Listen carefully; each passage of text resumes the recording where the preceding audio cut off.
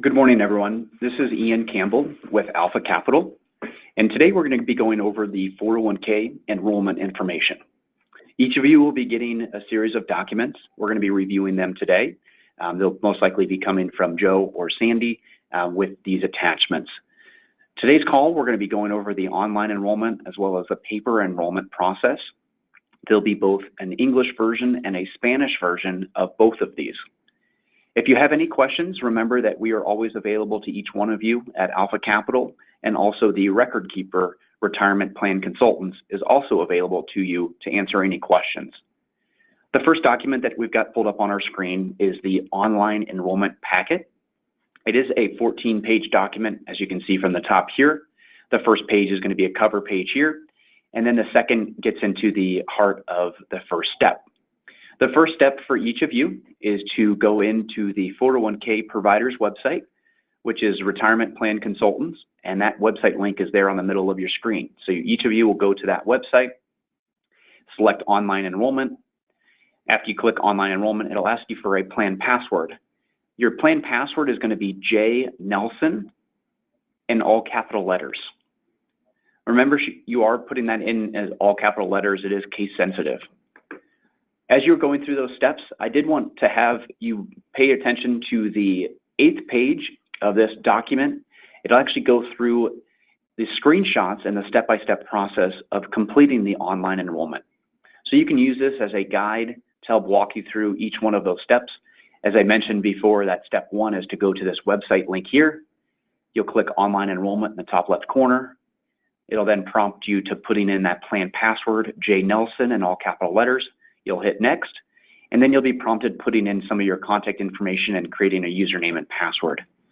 So be mindful, if you have any trouble going through the online enrollment, definitely refer back to pages 8 through 12 to help you with the onboarding of that process.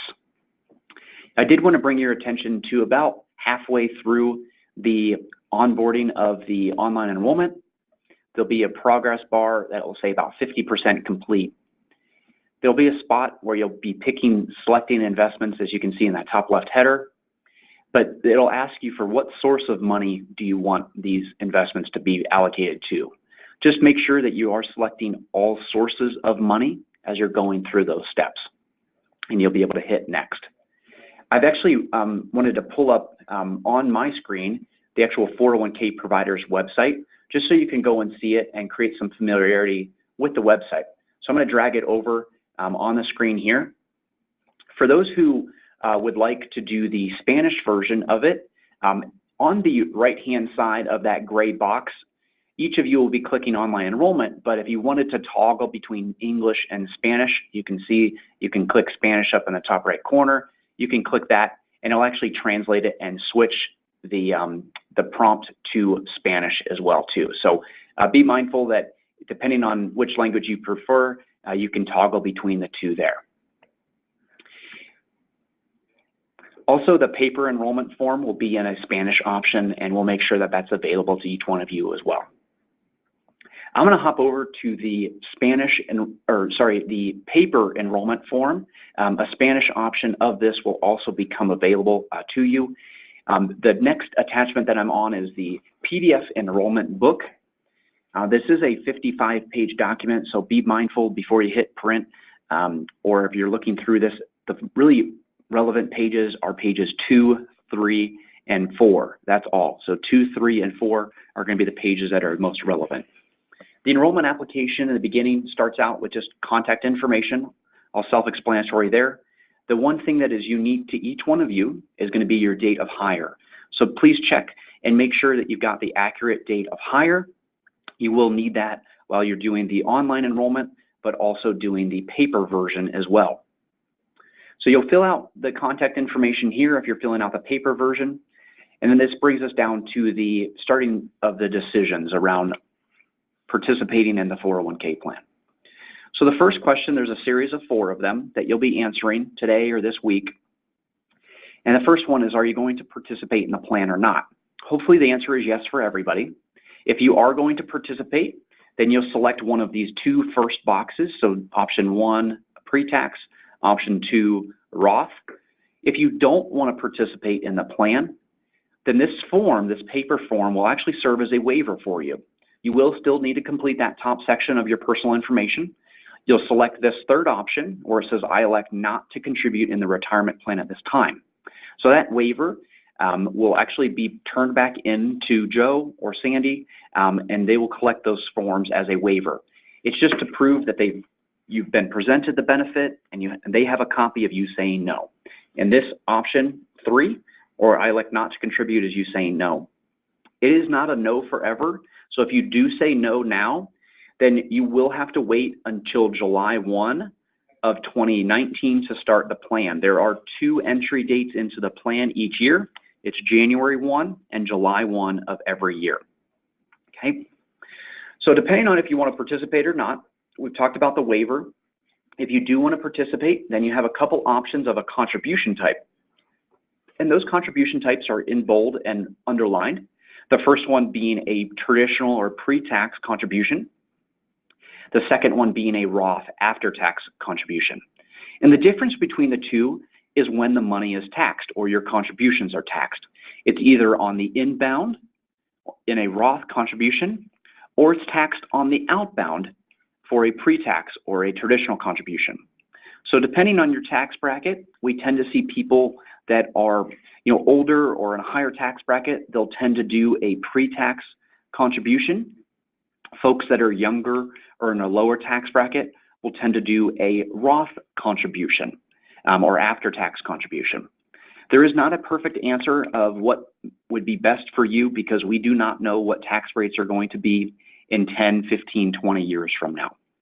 We tend to see people, if you're not in the age group or in the tax bracket group, we tend to see the majority of people will actually do a pre-tax deduction because it will net affect, it won't affect your take-home pay as much as a Roth contribution would. So again, I'll restate that. A pre-tax contribution will affect your net take-home pay less than a Roth after-tax contribution. So if you're looking to get started a 401k plan and start saving and you want it to affect your take-home pay the least, then we would recommend a pre-tax contribution. So we've answered 2 of the primary decisions that will be faced. The next 2 are going to be how much and the investments. The how much question is very important. The reason why you see 8% and 10% there is because one of them is a national average, and then the other one would be a recommended number to save. 8% is a national average across the country, so all age groups, all professions are saving roughly 8% of their income into their 401k plan or retirement plan. 10% would be a number that we would suggest that you get to, or a savings rate that you should be at. So use those as a watermark. We understand that 8% may not be in the cards to start out at, and that's why you have that blank percentage box onto the right-hand side that you can fill in whatever percentage you would like over there as well. So you can put in any whole percentage, like 2, 3, 4, 5, 6, whatever, in there. You can always adjust this as well. So if you want to start out at, say, 5% and bump that up to 6 next year and bump it up the next year, you can do that. You have flexibility in changing those contributions up or down. So we've talked about traditional and Roth. We've talked about the how much. The last decision is going to be around investments.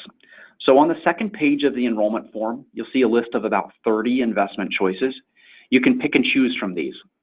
All of these investments are top performing, so they're very, very good from a performance standpoint, and they're also all low cost as well. So you've got a great choice to pick and choose from. But we understand that telling you you've got great investments and low cost doesn't help with that final decision. So part of our ongoing advice and education from Alpha Capital as advisors to you as participants, we put together what's called a model asset allocation guide. And this is to help with that investment decision. This form will be an attachment that you'll receive. We update this every single quarter as well. So we will update these percentages for you. There are 2 different scenarios and strategies here. The first larger rectangle that I've zoomed in here is going to be more of a hands-on approach. The bottom left corner, there's a smaller rectangle with target date funds, and that's going to be more of a hands-off approach. And I'll explain both of them. The hands-on approach is broken out into 5 different columns out on this right-hand side. based off of risk tolerance. We tend to see people that are in their 20s and 30s will tend to be in that aggressive column or that far right column. Folks in their 40s and 50s will tend to be in that moderate aggressive column. And then folks that'll be in their 60s and even in their late 50s will be in that moderate column. And then folks that are retired or older will tend to be in that conservative or moderate conservative. So the ask is, if you're wanting to be more hands-on with your investments and you're in a certain age group or risk tolerance, we've done the math and the homework of what we would recommend you invest in based off of those percentages. So all you would need to do is follow one of those columns, and you would take this percentage and relay it back to that other sheet. So in this example, let's just say you're going to do that moderate aggressive column. You would say, well, I need to find that PNC International Equity at 6%. So you'd go back to that form, find the PNC International Equity, write in 6% here, and then go and find the next one that has a percentage, number 4, Dodge & Cox. Go and find the Dodge & Cox one. Oh, here we go. Right in the top here, Dodge & Cox, and put 4% in that one as well. So that's how easy it is to use that column. And then the ask is, if we are going to update this quarterly for you, is that you pay attention to these updates. So this is going to be a hands-on approach. The hands-off approach is going to be the target date funds on that bottom left-hand corner. And the target date funds work in the way that you would find out what year it will be when you reach age 65. So you find out what year, so 2020, 2040, 2050, whatever it may be, that's going to put you into a date range. So do the math around what year it will be when you reach age 65, and then that fund is going to be your most appropriate target date fund. And you would go 100% into that one fund because it's all diversified, all in that one fund. It's a good choice when you're 30, it's a great choice when you're 40, it's a great choice when you're 50. About 80% of the public actually chooses target date funds as their investment choice, just because it's more of a set it and forget it, hands-off approach. So if there's any questions that you have about target date funds or the investments, you can reach out to us at any time as well. These are just two scenarios that you can pick and choose from, one being hands-on, one being hands-off. The hands-off model does follow a similar risk tolerance. It's more aggressive when you're younger, and then it de-risks automatically over time. And that's why you'll see 5-year increments of those target date funds. So it starts out aggressive when you're younger, in that, the bigger the years, the more aggressive it is. The smaller the years, or the closer the ones are to the present year, they're going to be more conservative. So the 4 that I've highlighted in blue are going to be more familiar or more similar to that aggressive column, that right-hand aggressive column. The next 4 are going to be for those individuals that are in their 40s and 50s, and that's going to be for that moderate aggressive column. And then folks in their 60s or nearing retirement, and they're going to be closer to that present year, it's going to be more of a 50-50 portfolio. So these target date funds will start out at 80 to 90% in equities or stocks, and then de-risk every 5 years to become a 50-50 portfolio at retirement age. Our contact information for Mark and I, your financial advisors, are on this bottom left-hand corner here. If you have any questions, you can reach out to us via phone or email at any time. I'm going to hop back to the paper enrollment form. The last thing that we'll end with is the beneficiary information. Each one of you that are completing either the paper form or the online enrollment process needs to put in your beneficiary information. And a beneficiary is, in the event that you pass away, the monies that are in the account go to that individual. So make sure that you are updating that with your recommended choice. You can update it at any time online as well, so it's not set in stone. If you are completing the online version, you can electronically put all that information in. You do not have to complete any paper if you do not want to. And the last thing we'll end on is, if there are anybody that has a IRA, an old 401k, an old retirement plan that is looking to consolidate or roll money over into the 401k plan, they can do that at any time. There is a team at Retirement Plan Consultants, which is the provider. Their logo is in that top right corner of this document. Their contact information is on the bottom of this form. It's also on their website.